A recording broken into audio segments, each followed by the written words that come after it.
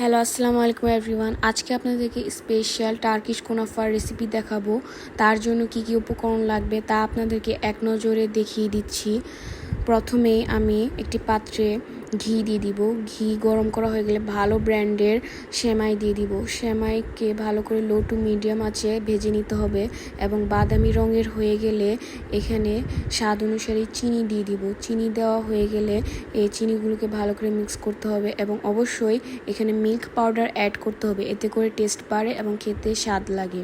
এরপর এগুলোকে ভালো করে মিক্স করতে হবে। এরপর অন্য একটি প্যানে আমি ঘি নিয়ে নিব এবং একে গরম করে ড্রাই ফ্রুটগুলোকে ভালো করে ভেজে নিতে হবে।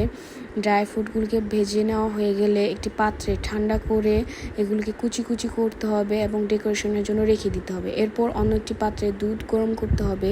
দুধ গরম করা হয়ে গেলে এখানে মিল্ক পাউডার অ্যাড করতে হবে এবং ভালো করে নাড়াচাড়া দিতে হবে যাতে কোনো দলা না পাকে। এরপর দিতে হবে কনডেন্স মিল্ক, এটি অবশ্যই স্কিপ করা যাবে না। এরপর স্বাদ অনুযায়ী চিনি।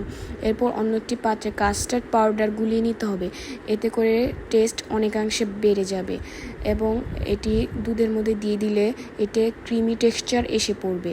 এরপর সকল উপকরণ রেডি হয়ে গেলে একটি পাত্রে কুনাফাগুলোকে ভালো করে সেট করতে হবে। এরপর এর উপরে ক্রিমগুলোকে দিয়ে দিতে হবে। ক্রিমগুলো ভালো করে সেট করার পর আরেকটি কুনাফার লেয়ার দিতে হবে। এরপর আরেকবার ক্রিমের লেয়ারটি দিয়ে দিতে হবে। এভাবে 2-3 লেয়ার দেওয়ার পর লাস্টে উপরে আবারও কুনাফার উপকরণগুলো দিয়ে দিতে হবে।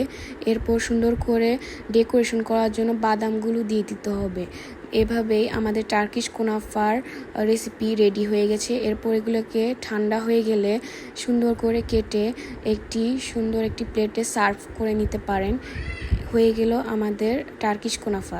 Thank you for watching. আসসালামু আলাইকুম।